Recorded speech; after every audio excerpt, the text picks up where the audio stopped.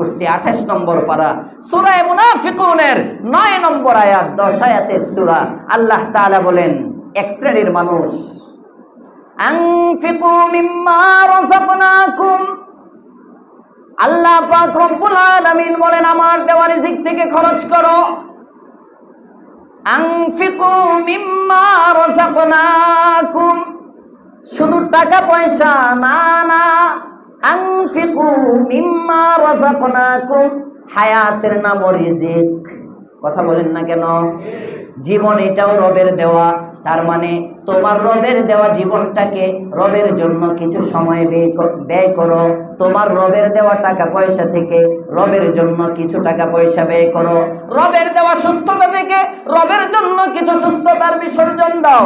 সারা বছর 365টা দিনের মধ্য থেকে 10টা দিন ইতিকাফের জন্য মসজিদে চলে আসো। আনফিকু মিম্মা রাযাকনাকুম, এটাও রিজিক। সময় আমি আল্লাহ দিলাম, আমার দেওয়া সময়ের মধ্যে থেকে 355 দিন তোর জন্য রাইখা সারা বছরে বান্দা 10টা দিন বের করতে পারলি না, কেমনে কাল কিয়ামতের মাঠে রাসূলকে মুখ দেখাইবা?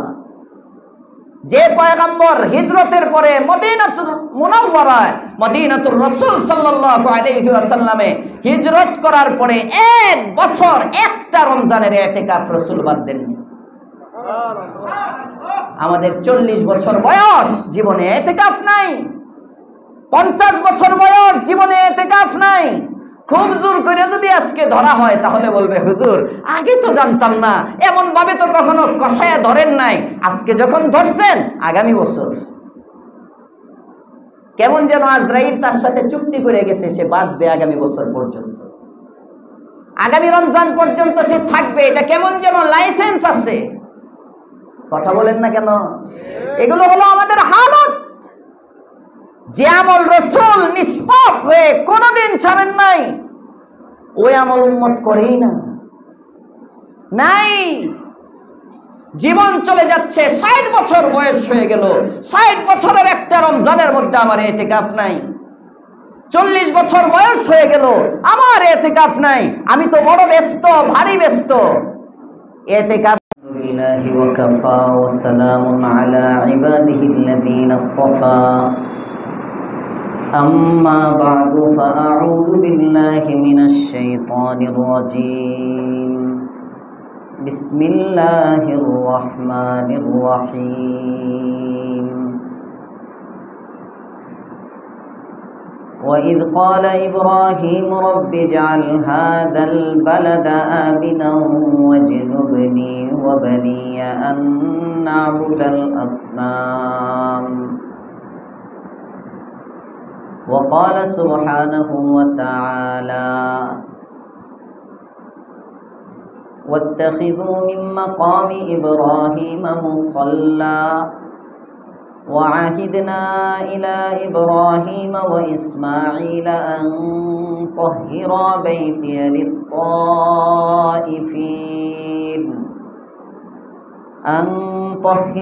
بيتي للطائفين والعاكفين والركع السجود.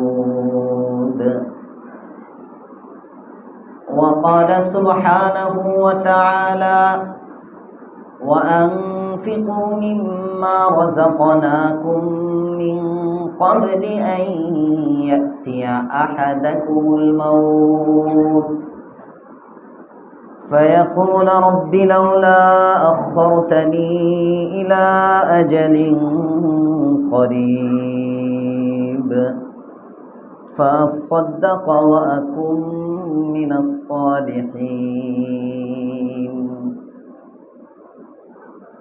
وقال رسول الله صلى الله عليه وسلم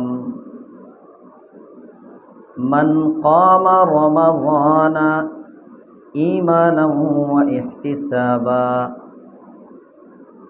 غفر له ما تقدم من ذنبه. وقال رسول الله صلى الله عليه وسلم من قام ليلة القدر إيمانا واحتسابا غفر له ما تقدم من ذنبه. به وقال رسول الله صلى الله عليه وسلم إن في المال لحقا سوى الزكاة أو كما قال عليه الصلاة والسلام اللهم صل على سيدنا محمد النبي الأمي وعلى آله وسلم تسليما اللهم صل على سيدنا محمد النبي الأمي وعلى آله وسلم تسليما اللهم صل على سيدنا محمد النبي الأمي وعلى آله وسلم تسليما سبحانك لا علم لنا إلا ما علمتنا إنك أنت العليم الحكيم মুআজ্জাজ মুহতারাম মুসল্লিয়ানে কেরাম মুরব্বিয়ানে ইজম যুবক বন্ধুরা ছোট বাচ্চারা তলাবায়ে আজিজ শুকরিয়া আদায় করছি রব্বে করিমের দরবারে যার তৌফিকে মুবারক মাস রমজানে করিমের তৃতীয় জুমা মাগফিরাতের শেষ অংশে নাজাতের অংশের শুরু লগ্নে আল্লাহ পাক রব্বুল আলামিন সুস্থ রেখে সিহত সালামতির সাথে সুন্নাহ মোতাবেক আগে আগে মসজিদে আসার তৌফিক দান করেছেন। মালিকের দরবারে কৃতজ্ঞতা প্রকাশ করি, কালিমাতুশ শুকর করি আলহামদুলিল্লাহ। আল্লাহ পাক রব্বুল আলামিন যে আমাদের জীবনে হায়াতে জিন্দেগিতে একটি রমজান দিলেন, এই রমজানের আগে যে আমরা মৃত্যুর তালিকায় আমাদের নাম আসে নাই, আমরা বেঁচে আছি, রমজান পেয়েছি, এর শুকরিয়া যদি আমরা আদায় করতে যাই শেষ করতে পারবো না। বড় দয়া। অনেক কাজ মনে হয় নিজের ইচ্ছায় করা যায়, তো হায়াত কিন্তু নিজের ইচ্ছায় পাওয়া যায় না। এটা আল্লাহ পাক রব্বুল আলামিনেরই দান। সবাই বাঁচতে চায়, আমরাও বাঁচতে চাই। মরতে চান কে কে? হাত উঠান তো। কেউ না, মাশাআল্লাহ, কেউ মরতে চায় না। আমি যখন হাত উঠাই নেই আর কেউ উঠে। আসলে মরার মধ্যে সফলতা না, সফলতা তো বাঁচার মধ্যেই। যতদিন বাঁচবেন তত সিজদা বেশি করতে পারবেন, বাঁচবেন রোজা রাখতে পারবেন, বাঁচবেন দান খয়রাত করতে পারবেন, বাঁচবেন তারাবি পড়তে পারবেন। মরে যাইবেন সব শেষ। ইদা মাতাল ইনসান, বুখারীর বর্ণনা, মানুষ যখন মারা যায় ইনকাতা আনহু আমালু, মরার সাথে সাথে তার আমলের দরজা বন্ধ, আমল করার আর কোনো অপশন থাকে না। এবার হলো ফ্লেক্সি, আরেকজনে পাঠাবে যা তাই তার কবরে পৌঁছবে। যদি দুনিয়ায় এমন কাউকে রেখে না যায়, পাঠানোর কেউ নাই, তাহলে তো শেষই, সর্বশেষ। আল্লাহ আমাদের সকলকে কবুল করেন, বলেন আমিন। হায়াতে জিন্দেগিতে ভরপুর বারাকা দান করেন, সবাই বলেন আমিন। জীবন অনেক দামি। একটা রমজান পাওয়া এটা অনেক বড় নেয়ামত। তো মানুষের স্বভাব হলো মানুষ নেয়ামতের কদর করে হারানোর পরে। রমজান চলে গেলে রমজানের জন্য আফসোস করে, হায় মাস্টার হক আদায় করলাম না। তো মানুষ যেহেতু এমনই হয়, আফসোসটা বেশি করে। আফসোসের অভ্যাস মানুষের বেশি, থাকতে কদর বুঝে না। হারিয়ে গেলে তারপরে কদর করে। যে কারণে আল্লাহর রাসূল সাল্লাল্লাহু আলাইহি ওয়াসাল্লাম রমজান আসার 2 মাস আগ থেকে উম্মতকে সতর্ক করেছেন, এই উম্মত একটা দামি মাস আসতেছে। সুবহানাল্লাহ, একটা দামি মাস আসতেছে। 2 মাস আগ থেকে তো রাসূল আমলের প্রস্তুতি নিতেন। আর এই যে সময়টা, আজকের 20তম রোজা, 20 দিনের দিন আজকে, মাগরিব বাদ থেকেই 21 শুরু হয়ে যাবে। গরুবে সূর্য অস্তমিত হওয়ার সাথে সাথে আজকের ইফতারটা হবে 21 রমজানের ইফতার হিসাবে। আজকের মানে এক হিসাবে যদি ধরেন, এমনি 21 রোজা তো হবে কালকে, কিন্তু এই ইফতারটা 21 তারিখের ভিতর ঢুকে যাবে। গরুবে শামসের সাথে সাথেই, সূর্য অস্তমিত হওয়ার সাথে সাথেই 21 তারিখ শুরু। এই সময়টায় আসলে আল্লাহর রাসূল সাল্লাল্লাহু আলাইহি ওয়াসাল্লাম 2 মাস তারগিব দিতেন, উৎসাহ দিতেন। রমজানের প্রথম 20 দিন নবী তো আমল করতেনই, তো 20 তারিখে আসলে আল্লাহর রাসূলের হালত হলো কাঁচা দিয়ে নামতেন। সুবহানাল্লাহ। হাদিসের ভাবার্থ, হাদিসের শব্দ হলো শাদ্দা মিজারা, কোমরকে শক্ত করে বাঁধতেন।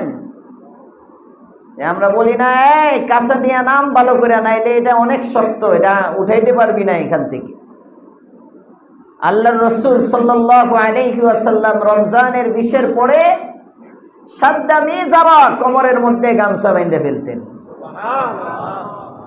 ঈদের কেনাকাটার জন্য। হ্যাঁ, 20 দিন তারাবি পড়ছি, আর তারাবি লাগে কেন? এখন গিয়ে কিছু কেনাকাটা করি, বেতন বোনাস হাতে আসতেছে। আল্লাহর পয়গম্বর আমলের জন্য কোমর বাঁধতেন, আর ওই নবীর উম্মতেরা রমজানের শেষ 10 মার্কেটের জন্য কোমর বাঁধে। আসতে বলেন কেন? ঠিক। এক একটা দিন যাবে আর মার্কেটের ভিড় বাড়বে। সবাই জরুরতে যাবে এমন না, কিছু মানুষ শুধু দেখতে যাবে মানুষ কেমন হইল। আওয়ামী লীগের আমলে লোক বেশি ছিল মার্কেটে, নাকি এবছর লোক বেশি? এটাও তো একটা এনজয় করার বিষয়, এটাও একটা উপলব্ধি যে গত বছর মার্কেটে লোক সংখ্যা কেমন ছিল। অনেকে যাবে কারগুজারি শোনার জন্য ব্যবসায়ীদের থেকে, ভাই ব্যবসা কেমন চলে, গত বছরের চেয়ে এবছর ভালো কিনা। হুদা ফাও ঘুরবে মার্কেটে। তো যুবক আছে 10 জন 15 জন বন্ধু বান্ধব, একবার যাইব বসুন্ধরা সিটি, ওইতে যাইব ইস্টার্ন প্লাজা, কথার কথা নিউ মার্কেট, মানে ঢাকা শহরের উত্তরাতেও তো আড়ঙে যাইব, এনে যাইব, এনে যাইব, বিভিন্ন জায়গায় অভিজাত মার্কেটগুলো একটু ঘোরা, এটাও একটা আনন্দ। এটা হলো আমাদের হালত। আর চাঁদ রাতে তো মার্কেটে গিয়া ইমান নিয়ে বের হওয়ার কোনো স্রোত নাই, চাপে এমনি ইমান জায়গা। পুরুষ যদি থাকে 30%, নারী থাকবে 70%। যে নবী আগ পর কোনো গুনাহ নাই, ভালো করে বুঝেন, নবীর গুনাহ ছিল? এখানে একজন ব্যক্তি হাত উঠান তো যার জীবনে গুনাহ নাই, বাচ্চাগুলো ছাড়া। বাচ্চারাও গুনাহ করে, কিন্তু আল্লাহর দয়া যে বাচ্চাদের গুনাহ লেখে না। কিন্তু আজকালকের এই ডিজিটাল যুগে 7 বছরের বাচ্চাও অনেক পেকে গেছে, ওর গুনাহ লেখা হয় না, এটা আলাদা সাবজেক্ট। ওর গুনাহটা তার বাবাকে দেওয়া হয়। তো নিষ্পাপ এই সমাজের মধ্যে আছেটা কি? বয়স্ক যারা, প্রাপ্তবয়স্ক নর নারী, বুকে হাত দিয়ে কে বলতে পারবো আমার জীবনে কোনো গুনাহ নাই? হ্যাঁ, গুনাহ করছি, তাওবা করে ফেলছি, এটা আলাদা সাবজেক্ট। গুনাহ হয় নাই, কে আছে? আছে কেউ? কথা বলে না। আছে? আছে? নাই। কোনো পীরও নাই, কোনো বলি নাই। শাহজালাল, শাহপরান যারা মারা গেছেন, এদেরও গুনাহ হয়েছে। মানুষ মাত্রই গুনাহ হবে। হ্যাঁ, গুনার উপর অটল থাকবে না, অবিচল থাকবে না, তাওবা করবে, এটা আলাদা সাবজেক্ট। তো আমাদের নবী গোটা জীবন, একেবারে জন্মের পর থেকে পুরা জীবনটা গুনাহমুক্ত। সুবহানাল্লাহ। এরপরেও যদি গুনাহ করে, বিশ্বের কোন পিশাবের কাছে আল্লাহ ওহী পাঠিয়েছেন যে তোমার গুনাহ মাফ? আপনাদের জানা আছে? এমন কোন পীর বিশ্বের জমিনে নাই যার সম্পর্কে আল্লাহ তাআলা বলছেন যে গুনাহ করলেও গুনাহ লেখা হবে না, মাফ। তো আপনি আমার নবী সম্পর্কে আল্লাহ তাআলা কোরআনে আয়াত পাঠিয়েছেন, লিয়াগফিরা লাকাল্লাহু মা তাকদ্দামা মিন যামবিকা ওয়া মা তাআখার। হাবিব আমার, আপনার জীবনে কোনো গুনাহ নাই, আপনার যৌবনে কোনো গুনাহ নাই, আপনার কৈশোরে কোনো গুনাহ নাই গো পয়গম্বর। একেতে আপনি নিজে গুনাহমুক্ত। আপনার চোখগুলো আমার দেওয়া পবিত্র চোখ, আপনার হাতগুলো আমার দেওয়া পবিত্র হাত, আপনার দিলটা আমি যেমন সাদা দিয়েছি এমনই সাদা সর্বদা। কখনো এক মুহূর্তের জন্য আপনার চোখের গুনাহ হয় না, আপনার কানের গুনাহ হয় না, আপনার হাতের গুনাহ হয় না, আপনার অঙ্গ প্রত্যঙ্গের গুনাহ হয় না, আপনার দ্বারা কখনো গুনাহ হতে পারে না গো পয়গম্বর। এরপরেও ধরে নিলাম যদি আপনি কখনো গুনাহ করেন, আপনার যদি গুনাহ করতে মনেও চায়, আপনার আগের জীবনের গুনাহ আপনি ভবিষ্যতে যত গুনাহ করবেন গো পয়গম্বর, আপনি না আমার বন্ধু, আপনি না আমার হাবিব, আপনার সামনে যতদিন বেঁচে আছেন সমস্ত গুনাহগুলো আমি আল্লাহ অগ্রিম ক্ষমার ঘোষণা দিয়ে দিলাম। গুনাহ তো নাই। যদি করেন আপনারা মনে করেন, ধরে নেন জুলাই অভ্যুত্থানের সময় কয়েকদিন আগে যে একটা আন্দোলন হইল ৫-৭ মাস আগে, অনেক ছাত্র নেতা যারা ছিল সামনের সারিতে সবাই তাদেরকে ভালোবাসছে, তাদের নামের উপর টাকা পয়সা জীবন যৌবন সব কুরবান, ঠিক না বেঠিক? মনে করেনি সমন্বয়করা যদি কথার কথা দুর্নীতিতে জড়ায়া যায় কেউ ছাড়বে? কেউ? আস্তে আস্তে ডরাইতেছেন নাকি? আমি বুঝাইতেছি কি এটা বুঝেন, রাজনীতি তো আমি বুঝি না। যদি তারা কেউ দুর্নীতিতে জড়ায় তো আগে যেমনি হাসিনারে তারাইছে এখন এই দিনেও বাইরে তারাইব, কথা বলেন ঠিক না বেঠিক? ছাড় দিব না কিন্তু, যে তুমি এত কিছু করছো, কেউ ছাড় দিবে না, ছাড় নাই। জানে ধরা আছে, এরপরে অনেক সময় চুরি শুরু করে, ঠিক না বেঠিক? আর আল্লাহর পয়গম্বরের হালতটা দেখেন, আল্লাহ বলতেছে অগ্রিম। কখনো যদি তুমি দল গঠন করো কথার কথা, কখনো তোমার থেকে যদি দুর্নীতি হয়, তোমার থেকে যদি যে কোনো ধরনের অপরাধ, লিয়াগফিরা লাকাল্লাহু মা তাকদ্দামা মিন যামবিক ওয়া মা তাআখার, ভবিষ্যৎ অতীত যত গুনাহ তুমি করবে সব মাফের সার্টিফিকেট আমি আল্লাহ দিয়ে দিলাম। এই নবীর তো খালি খাওনের কথা আর ঘুমানির কথা আর রেস্টুরেন্টে বেরানোর কথা, কথা বলেন না কেন? এই অফার পাওয়ার পরে কিসের নামাজ? এক ওয়াক্ত নামাজ ছাড়লে কোটি কোটি বছর জাহান্নামে জ্বলতে হবে, এটা জানার পরে উম্মত নামাজ পড়ে না, ঠিক না বেঠিক? একটা রোজা যদি ইচ্ছাকৃত ছেড়ে দেয় কমপক্ষে ৬০টা রোজা তার কাফারা হবে, জানার পরে উম্মত রোজা রাখে না, রোজা ভাঙে। আর নবীর অফার আসছে সব মাফ। কি পরিমাণ লাইফটাকে এনজয় করার কথা পয়গম্বরের, কি পরিমাণ সুখ স্বাচ্ছন্দ্যে জীবন অতিবাহিত করার কথা রাসূলের।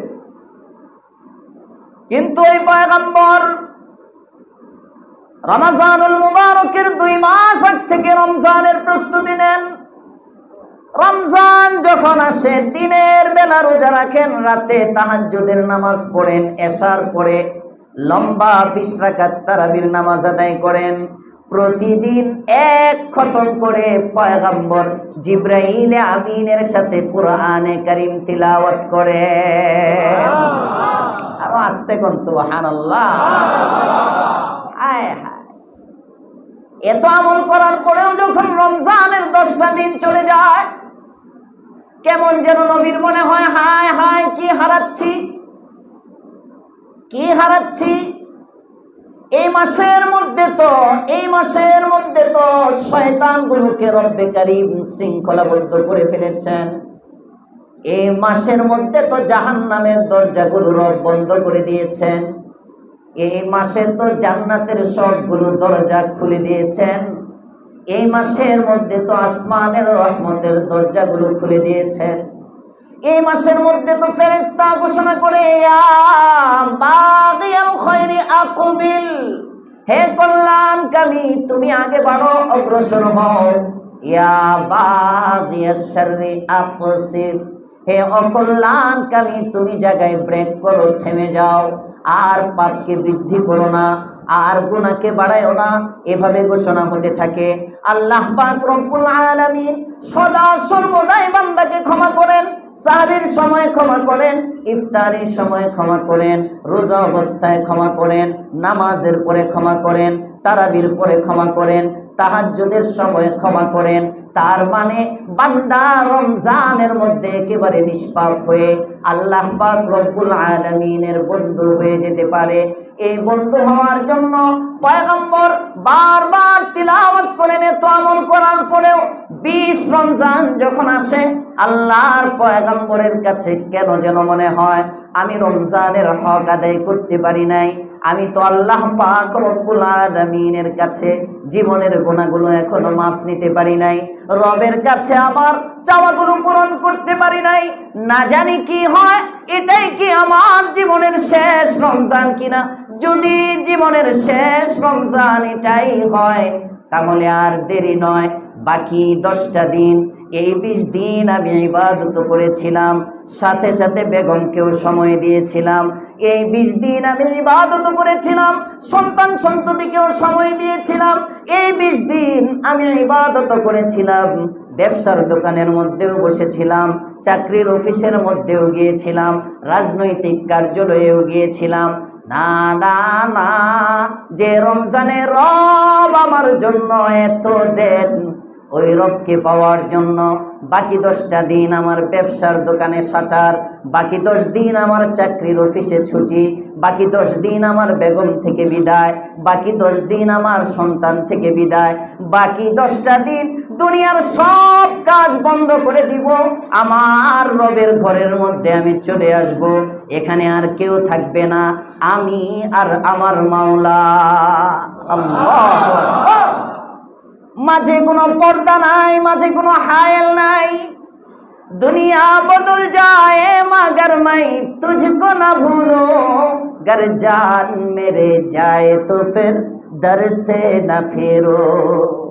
10টা দিনের জন্য 20 তারিখ সন্ধ্যার আগে মসজিদের মধ্যে চলে আসে বান্দা, আল্লাহ গো তোমার ঘরের মধ্যে চলে আসলাম, কেউ নাই তোমার কাছ থেকে নিতে চাই, তুমি আমার আপন, গুনাহগুলো যদি মাফ না দাও আমি আল্লাহ কুদরতের দামন ধরছি আর ছাড়বো না। এভাবে বাকি 10টা দিন যখন বান্দা ইতিকাফ করে, আল্লাহর পয়গম্বর বলেন ইতিকাফ থেকে ঈদের রাতে চাঁদ ওঠার সাথে সাথে বান্দাটা যখন বের হয়ে যায়, ও ইতিকাফের মসজিদ থেকে বের হয় না, কেমন যেন আজকে মাতৃগর্ভ থেকে জন্মায়। এমন নিষ্পাপ হয়ে মসজিদ থেকে যায়। রমজানের শেষ 10 আমলের সিজন, রমজানের শেষ 10 মার্কেটের সিজন না, রমজানের শেষ 10 মুমিনের আল্লাহর নৈকট্য লাভের মাধ্যম। কিন্তু আমরা করছিটা কি? নবী করতেন কি আর আমরা করি কি? এত বড় অফার পাওয়ার পরেও নবী করেন কি? সাহাবায়ে কেরাম বলেন সাদ্দামি যারা শেষ 10 নবী কমর বাঁধেন। প্রথম 20-এর মধ্যে যদি মাঝে মাঝে পয়গম্বর রাতে একটু ঘুমায়, কিন্তু শেষ 10-এর একটা রাতেও নিষ্পাপ পয়গম্বর ঘুমান না। সুবহানাল্লাহ। শেষ 10-এর একটা রাতেও নিষ্পাপ পয়গম্বর ঘুমান না। সাহাবী বলেন রমজানের শেষ 10-এ পয়গম্বরের আমল 1 নম্বর কোমরের মধ্যে গামছা বাঁধে ইবাদতের জন্য। নাম্বার 2 আহইয়া লাইলা, রাত্রি জাগরণ করেন। শুধু আপনি আমার পয়গম্বর নিজেই জাগেন না, না, ওয়াই কযা আহলা, নিজের পরিবারকেও জাগায় দেন। সুবহানাল্লাহ। আমাদের আকাবের আসলাফের অনেকের জিন্দেগিতে এমন আছে, শেষ রাত্রে দুধের শিশু ঘুমায়, আল্লাহর ওলি বেগমকে বলে, রে বেগম তুমি উঠছো, আমি উঠছি, দুধের বাচ্চাটা কেন ঘুমাবে, দুধের বাচ্চাটা কেউ জাগায় দাও। বেগম বলে, স্বামী আমার, দুধের বাচ্চা জাগাইলে সে তো কোনো ইবাদত করতে পারবে না, তারে জাগায় কি হবে। আল্লাহর ওলি বলেন, এটা রমজানের শেষ দোষ। নবী বলছেন নিজেও জাগার জন্য, পরিবারকেও জাগাবার জন্য। যদি তোমার দুধের বাচ্চাটাকে জাগায় দাও রে বেগম, 1 নম্বর রাসূলের সুন্নতের উপর আমল হয়ে যাবে। নাম্বার 2, এই বাচ্চাটা যখন কাঁদতে থাকবে, এই বাচ্চাটা ঘুম থেকে জাগ্রত হয়ে যখন কাঁদবে, এই বাচ্চার কান্নাটা, নিষ্পাপ বাচ্চার চোখের পানিটা আমাদের নাজাতের জরিয়া হয়ে যাবে। ফেরেশতার কাছে যদি রব্বে কারীম জিজ্ঞেস করে, এই বাসার মধ্যে কারা কারা কারা কারা ঘুমায় আর কারা কারা জাগ্রত, ফেরেশতা আল্লাহর কাছে বলতে পারবে, আল্লাহ, এই বাসার সম্পূর্ণরা তো জাগ্রত আছে, রমজানের শেষ 10 রাতের গুলোতে তোমার নিষ্পাপ একটা বাচ্চা ওই ঘরের মধ্যে ঘুমায় না। এটা হলো রমজানের শেষ 10, এটা রমজানের শেষ 10। আর আপনি আমার রমজানের শেষ 10 কাটে, কার কি বাকি রইছে? এক রাত্রে যায় ত্রিপিস কেনার জন্য, আরেক রাত্রে যায় জুতা কেনার জন্য, আরেক রাত্রে যায় মেহেদি কেনার জন্য, আরেক রাত্রে যায় চুরি কসমেটিক্স কেনার জন্য। কথা বলেন না কেন? আহা, রসুল কাটাইতেন কিভাবে, আরাম, আর আমি কাটাচ্ছি কিভাবে। এই জন্যে রমজানের শেষ 10, এই 20 দিন যার যেভাবে গেছে, আসেন রমজানের হক আদায় করি। পারবো ইনশাআল্লাহ? আস্তে আস্তে কয়। কেউ হক আদায় করি নাই রমজানের, কেউ হক আদায় করি নাই বাকি 20 দিনের। এটা বাবার কিছু নয়, আমি তো হক আদায় করছি, না করি নাই নিশ্চিত। একজনের দ্বারাও রমজানের হক আদায় হয় নাই। এই মাসকে যেভাবে মূল্যায়ন করা দরকার ছিল করি নাই, এই মাসে যেমনটা ইবাদত করা দরকার ছিল করি নাই। এক বুজুর্গের মালফুজাত পড়তেছিলাম, মালফুজাতের মধ্যে দেখি ওখানে লেখা এক কবির এক শের, অনেক আগের পাকিস্তানি এক কবি, উনি বলতেছেন রমজান যাইতেছে, যার অর্থ হলো রমজান যা রাহে হে, রুলা কে রমজান যা রাহে হে, মানুষকে কাঁদিয়ে রমজান চলে যাচ্ছে। আমি এটা পড়ার পরে চিন্তা করলাম যে কই, মানুষ তো হাসে। রমজান এক জামানায় রমজান মানুষকে কাঁদায় কাঁদায় যাইতো, কিন্তু এখন রমজান নিজে কান্দে কান্দে যাইতেছে। কবিতা পড়ি, ওই কবি যদি এখন বেঁচে থাকতো তাহলে কবিতার পংক্তি এরকম বানাইতো, রমজান যা রাহে হে রু কর, রমজান রু কর যা রাহে হে, রমজান রুলা কর নেহি যা রাহে হে। কান্দায় রমজান যাইতেছে না, রমজান নিজে কাঁদতেছে। হায়, একটা রমজান পাওয়ার জন্য, এই একটা রমজান পাওয়ার জন্য নবী 2 মাস আগ থেকে অপেক্ষা করতেন, আর এই উম্মত ওই রমজান পেয়ে এভাবে রমজানটাকে অবমূল্যায়ন করলা। এভাবে তোমার চোখের সামনে থেকে রমজান চলে গেল। 20 রাকাত তারাবি পড়ার ধৈর্য তোমার হইল না। 8 রাকাত পরেই চলে যেতে হয়, 4 রাকাত পরেই চলে যেতে হয়। এক সময় তো 8 রাকাতের পরে যাইতো, এখন 2 রাকাত থেকে যাওয়া শুরু করে। কি হয়ে গেল এই উম্মতের? কি হয়ে গেল আমাদের? মৃত্যু কি নাই? কবর কি নাই? হাসর কি নাই? আমার দুনিয়ায় কি আমার সব? আমার রব কি আমার লাগবে না? ময়দানে মাহশর কি হবে না? আমল নামার ওজন কি হবে না? নেকি বদির ওজন কি খতম হয়ে গেছে, নাকি আমি কোনোভাবে পার পেয়ে যাব? পার পাওয়ার কোন সুরত থাকলে তো বুখারীর ওই ব্যক্তিটাই পার পেয়ে যেত। বনি ইসরাইলের যে তার সন্তানদেরকে বলেছিল, আমি তোমাদের কেমন বাবা? সন্তান বলে, খায়রা আবিন লি, আপনি তো আমাদের সর্বোত্তম বাবা, আপনার মতো বাবা হতে পারে না, যা চাওয়ার আপনার থেকে তাই পেয়েছি। কই যদি আমি তোমাদের ভালো বাবাই হয়ে থাকি, জীবদ্দশায় তোমাদের কোনো হক যদি নষ্ট করে না থাকি, মৃত্যুর সময় তোমাদেরকে একটা ওসিয়ত করতে চাই, আশা করি পুরা করবে। বলে, আপনার হুকুম শিরোধার্য, বলেন শুধু কি বলতে চান, সব মেনে নিব। বাবা এবার সন্তানকে বলে, আমি অনেক বড় পাপী, অনেক বড় গুনাহগার, আমার বিশ্বাস আমি যদি এই মুহূর্তে মারা যাই, আল্লাহ যদি আমাকে পেয়ে যায়, তাহলে নিশ্চিত আমি জাহান্নামে জ্বলতে হবে। সুতরাং তোমাদের কাছে একটা ওসিয়ত, বুখারীর পাতায় পাতায় এই হাদিস আছে, আল্লাহর পয়গম্বর শোনাইতেছেন। বনি ইসরাইলের ওই ব্যক্তিটা বলে, তোমাদের কাছে আমার একটা ওসিয়ত, সন্তানেরা আমি মারা যাওয়ার পরে আমার লাশটা পুড়াইয়া দিবা, পুরায় একদম ছাই বানাইবা, ওই ছাইগুলো আবার এক জায়গায় ফেলবা না, যদি আল্লাহ আবার জীবিত করে ছাইগুলোর কিছু পানির মধ্যে দিয়ে দিবা, সমুদ্রে পানির মধ্যে ছেড়ে দিবা, আর কিছু ছাই যখন প্রবল বাতাস আসবে ওই বাতাসের মধ্যে উড়াইয়া দিবা। কি হবে বাবা? কয়, আমার রব আমাকে পাবে না, আমি তো বাতাসে মিশে যাব, আমি তো পানিতে মিশে যাব, আমার রব আমাকে পাবে না, রবের সামনে আমাকে দাঁড়াইতে হবে না, আমার জীবনের গুনার হিসাব দিতে হবে না, আমি বেঁচে যাব। লোকটার ইন্তেকাল হয়ে যায়, সন্তান বাবার হক আদায় করার জন্য কৃতজ্ঞ বাবা, কৃতজ্ঞ সন্তান, আদর্শ বাবার আদর্শ সন্তান বাবার লাশটা পুরায়, ছাই বানায়, অর্ধেক পানিতে দিয়ে দেয়, অর্ধেক বাতাসের মধ্যে দিয়ে দেয়। আল্লাহ পাক রব্বুল আলামিন বাতাসের ফেরেশতাকে বলেন, জমা করো, পানির ফেরেশতাকে বলেন, উঠায় ফেলো। সব যখন একসাথে হয়, রব বলেন কোন, সাথে সাথে মানুষটা দাঁড়ায় যায়। আল্লাহ তাআলা বলেন, কিরে এমন করলি কেন? করলি কেন? আমি কিভাবে বাঁচার আশা করি? আমার কি আখিরাত নাই? যদি বাঁচতো তো ওই দিনের ওই ব্যক্তিটা বেঁচে যেত। যদি রবের চোখ ফাঁকি দেওয়া যেত, বাতাসে মিশে যাওয়ার পরে আর রবের সামনে দাঁড়াইতে হইতো না, বাতাসে অর্ধেক, পানিতে অর্ধেক, গুনাহ হয়ে মিশে দেওয়ার পরেও যখন এই লোকটাকে রব দাঁড়া করছেন, আপনি আমাকেও দাঁড়া করবেন, আপনি আমার দাঁড়াইতে হবে রবের সামনে। জিজ্ঞাসা হবে, বান্দা রমজান দিয়েছিলাম, কি করেছিস রমজানে? এই মাসের কি মূল্যায়ন করেছিলি?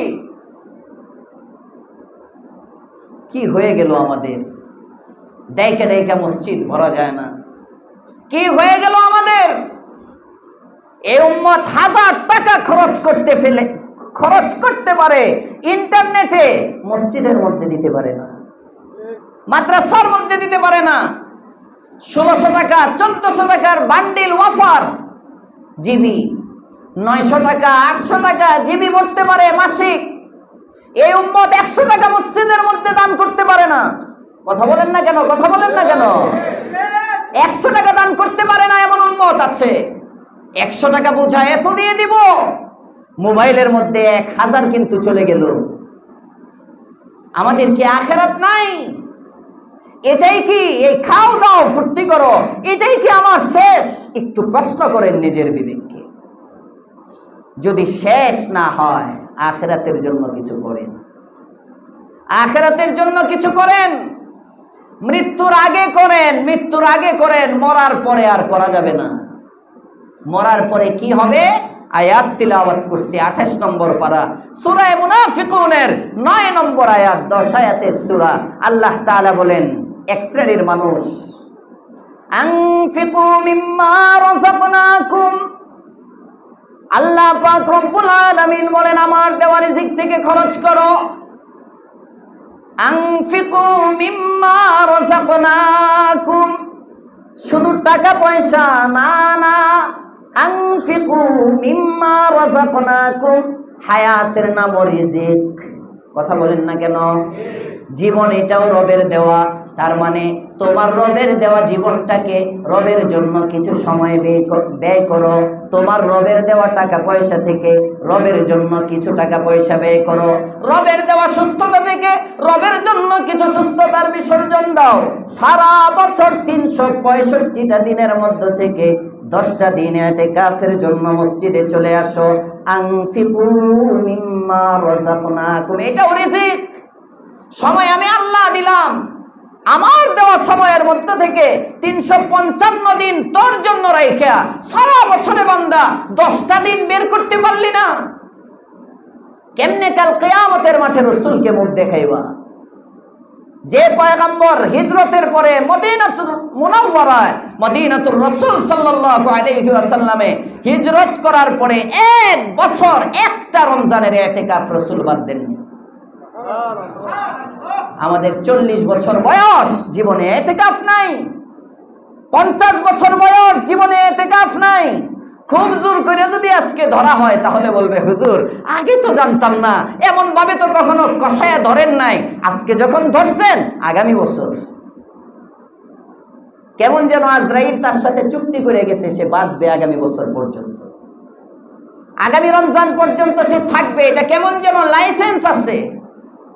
কথা বলেন না কেন? এগুলো হলো আমাদের হালত।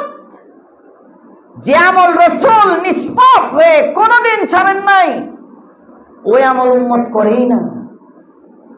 নাই, জীবন চলে যাচ্ছে, 60 বছর বয়স হয়ে গেল, 60 বছরের একটা রমজানের মধ্যে আমার ইতিকাফ নাই। 40 বছর বয়স হয়ে গেল, আমার ইতিকাফ নাই। আমি তো বড় ব্যস্ত, ভারী ব্যস্ত।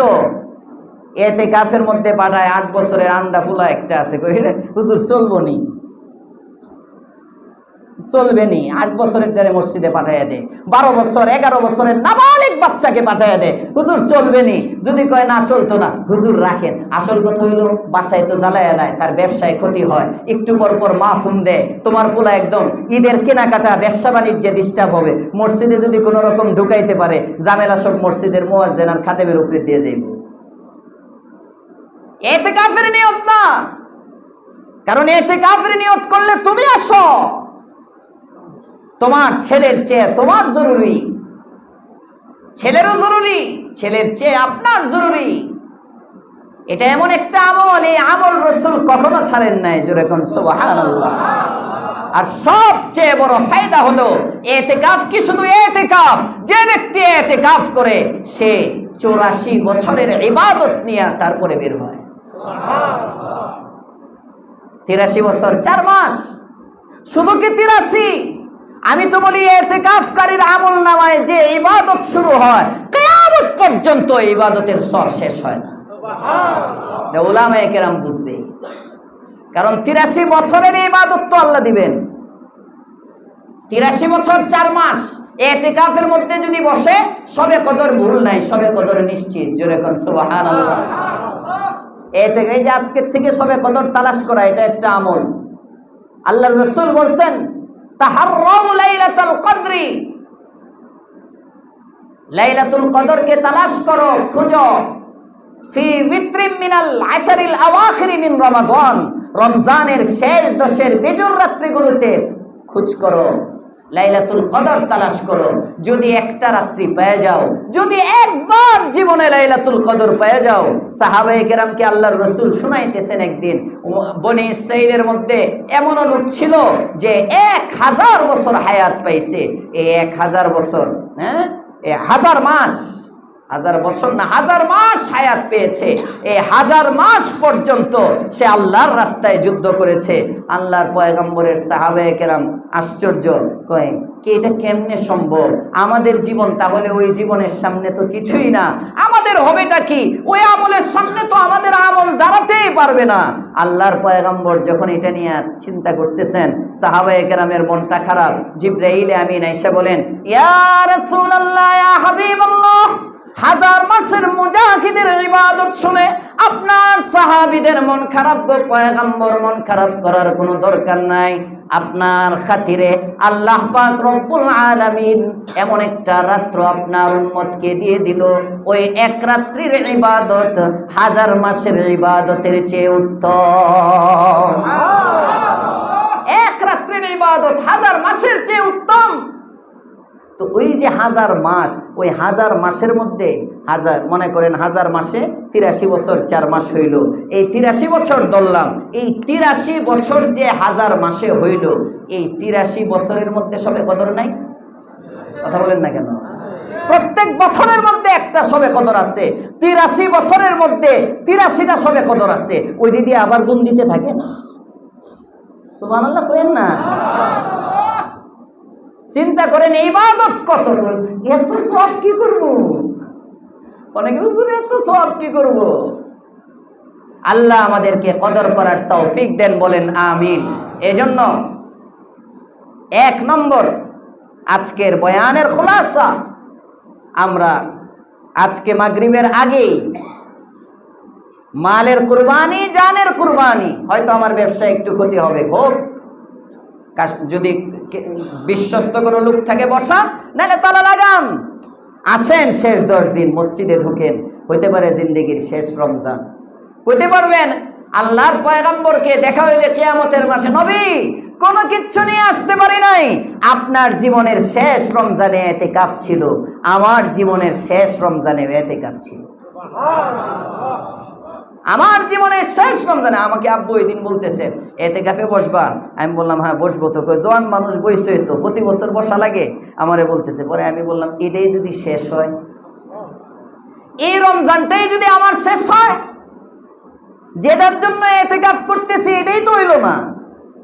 জীবনের শেষ রমজানে পয়গম্বর ইতিকাফ করছেন, সব রমজান তো করছেনই, শেষ রমজানে 20 দিন করছেন। সুবহানাল্লাহ। নবী কেমন যেন বুঝাই গেছেন, উম্মত যদি পারতাম সারা জিন্দেগির ইতিকাফটা করে যেতাম, যদি পারতাম সারা জীবনের ইতিকাফ করে যেতাম, তো পারি না। তো 10 দিন বেশি করে গেলাম, আগামী বছর আমি থাকবো না, ইঙ্গিত করে গেলাম ইতিকাফ কত গুরুত্বপূর্ণ ইবাদত, তোমরা যেন না ছাড়ো। আমরা এত গুরুত্ব বুঝি, আমরা করি না। আল্লাহ ইতিকাফের আহমিয়ত, গুরুত্ব বুঝার তৌফিক দাও, বলেন আমিন। এজন্য 2-3 ঘন্টা 4 ঘন্টা সময় জুমার পরে হাতে আছে, বাড়িতে যান, যে মুজাহিদের মতো গাট্টিটা লইয়া বাইরে আয়া করেন, গাট্টি নিয়ে মসজিদে চলে আসেন। এই মসজিদে আসতে হবে জরুরি না, আপনার বাড়ির পাশে যেখানে আপনার সুবিধা ওখানে করেন, যেখানে আপনার সুবিধা। হুজুর মনে হয় ইতিকাফের ওয়াজ দিতেছে, লোক বাড়াইতো না, না, আপনার যেখানে সুবিধা আপনি ইতিকাফ করেন, ইতিকাফ করেন, ইতিকাফের আমল করেন। এই মসজিদে বসতে হবে জরুরি না, ভুল বুঝেন না কেউ। আমি বুঝাইতেছি ইতিকাফ অনেক গুরুত্বপূর্ণ আমল, এটা রমজান ছাড়া আর করা যায় না। সুন্নত ইতিকাফের জন্য রমজানই লাগে। আগামী 1 বছরের আগে আপনি যদি রমজানের পরে, ঈদের পরে চিন্তা করেন হুজুর আমি 20 দিন করে নিব, না হবে না। আপনি রমজানের শুরু থেকে যদি চিন্তা করেন আমি 20 দিন ইতিকাফ করে নিব, না হবে না। এটাকে ইতিকাফ বলে না। আপনি বলতে পারেন তো ইতিকাফ যেটা সুন্নতি ইতিকাফ, এটা রমজানের শেষ 10ই লাগবে, এটা রমজানের শেষ 10ই লাগবে। যোহরের নামাজের জন্য যেমন আসরের ওয়াক্ত হইলে চলে না, যোহরের ওয়াক্তই লাগে। সুন্নতে মুআক্কাদা ইতিকাফের জন্য রমজানের শেষ 10ই লাগে, বাকি 12 মাসে হবে না। এজন্য গোল্ডেন চান্স মিস হয়ে যাইতেছে অনেকের, এখনো সুযোগ আছে। ফিকির করেন, ইতিকাফে বসে যান, আল্লাহ পাক রব্বুল আলামিন দেখবেন অনেক বিপদ আপদ দূর করে দিবে। আল্লাহ কবুল করুক, বলেন আমিন।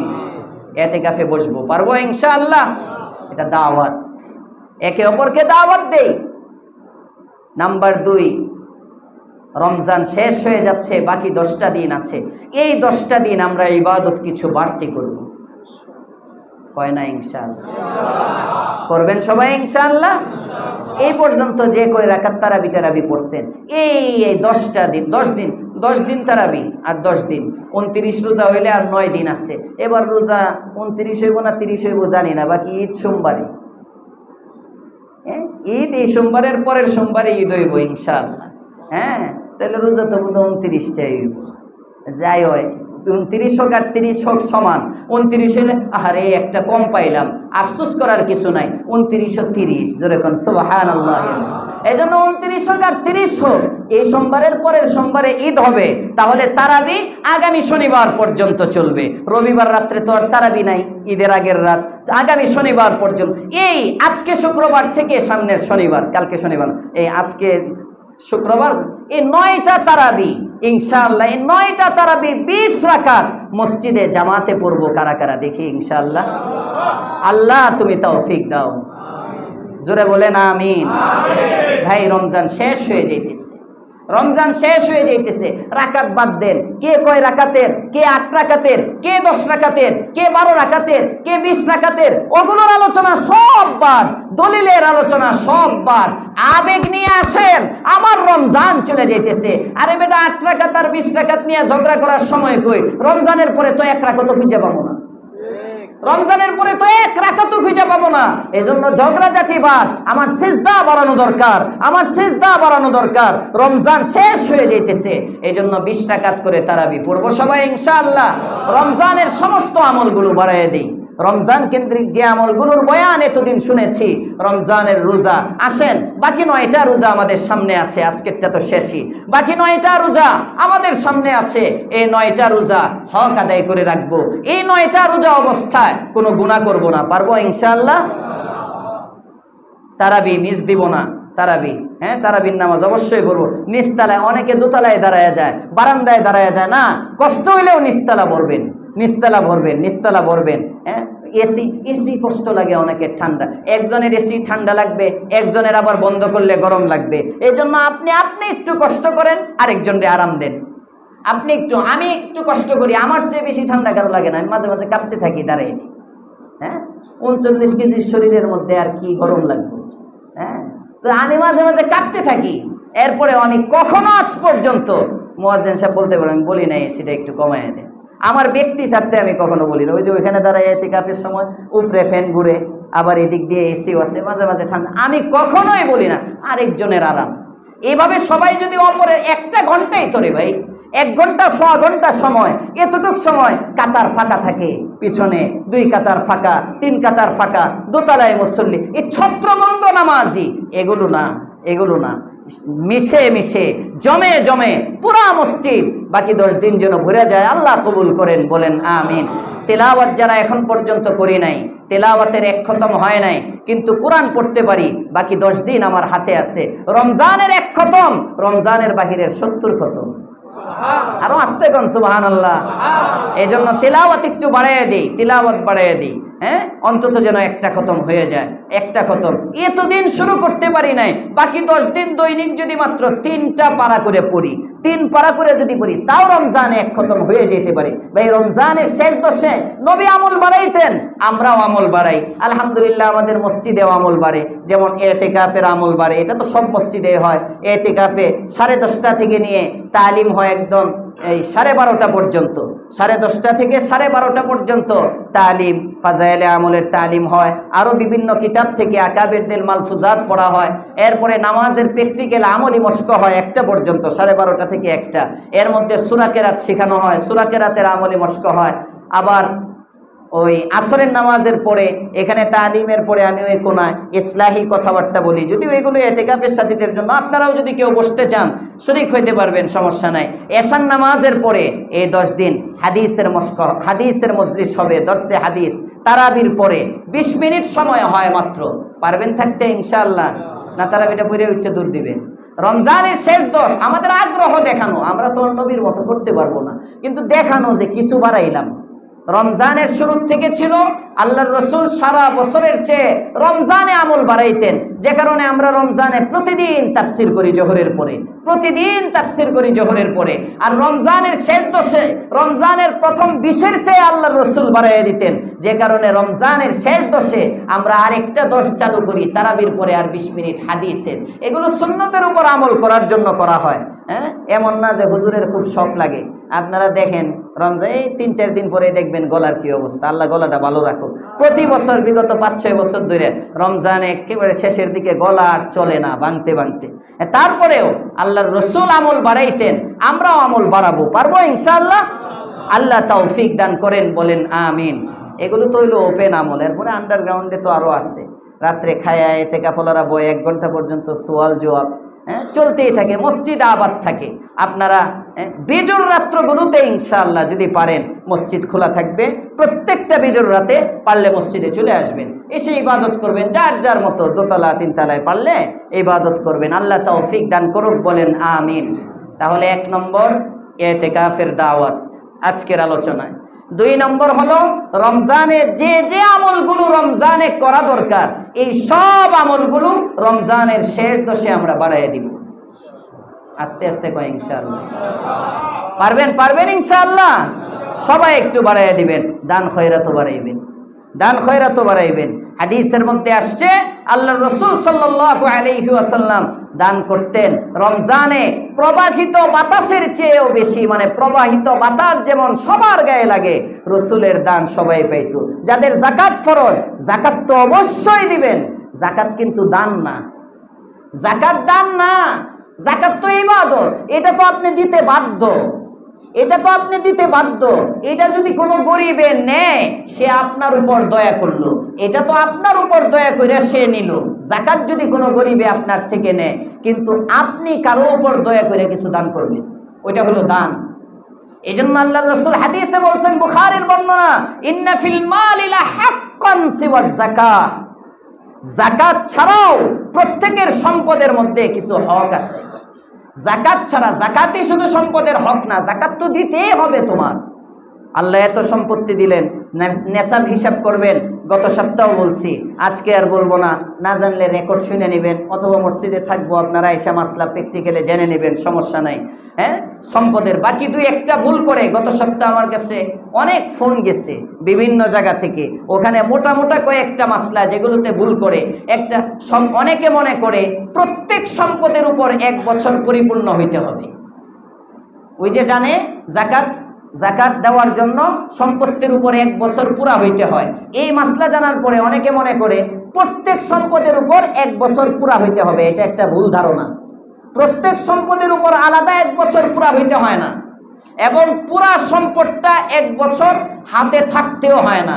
হিসাব করবেন কিভাবে, সহজে বুঝেন। যেমন মনে করেন আজকে 20 রমজান, গত বছর 20 রমজানে আপনি 63,000 টাকা মালিক হয়েছেন। কথার কথা 52 ভরি রূপার গতকালকে আমি টঙ্গী বাজারে জিজ্ঞেস করছিলাম, বলছে 63,000 টাকা দাম একুরেট গতকালকে। গত রমজানে মনে করেন আপনি 60,000 টাকার দাম হয়েছেন, রূপার দাম আর একটু কম ছিল। 60,000 টাকা অথবা 60,000 টাকার সমপরিমাণ সম্পদ আপনার ঋণ মুক্ত মৌলিক প্রয়োজনের অতিরিক্ত গত বছর 20 রমজানে আপনার হাতে আসছিল। এই টাকাটা পরে আবার আপনি খরচ করছেন, পুরাটা না, আংশিক। আপনার কাছে কখনো 40,000, কোনো মাসে 30,000, কোনো মাসে 20,000, কোনো মাসে 80,000, কোনো মাসে 1.5 লাখ, এইভাবে আছে। কখনো কোনো মাসে টাকা আকারে, কোনো মাসে ব্যবসায়িক পণ্য আকারে। বুঝেন নাই? টাকা ছিল, টাকা দিয়ে আপনি হয়তো একটা ব্যবসার পণ্য কিনছেন। এভাবে যে কোনোভাবে 1 বছর পর্যন্ত আপনার কাছে এই টাকাটা আপ ডাউন করছে, পুরা টাকাটা নষ্ট হয় নাই। কোনো মাসে মনে করেন 30,000 ছিল, আর 30,000ই নাই। কোনো মাসে 30,000-এর সম্পদ আছে কম বেশি। এই রমজানের 20 তারিখ যখন আসলো, সারা বছরই 60,000 টাকা আপনার কাছে থাকতে হবে জরুরি না। এই রমজানের 20 তারিখ যখন আসলো, আপনি আবার আপনার সম্পত্তির হিসাব করেন। আপনার সম্পদের হিসাব করে আপনি দেখেন, গত রমজানে 20 তারিখে আপনি নেশাবের মালিক হয়েছিলেন।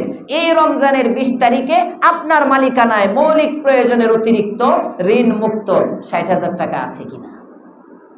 যদি সর্বনিম্ন 52 ভরি রূপার সমপরিমাণ মূল্য 60,000 টাকা নগদ অথবা 60,000 টাকার ব্যবসায়িক পণ্য আপনার দোকানে থাকে, এই মালটা যদি আপনি কালকেও উঠান, কথার কথা আজকে সমষ্টিক সম্পদের যাকাত দিতে হবে। মাসালা বুঝছেন? 1 বছর সমস্ত সম্পদের উপর আলাদা যাইতে হয় না।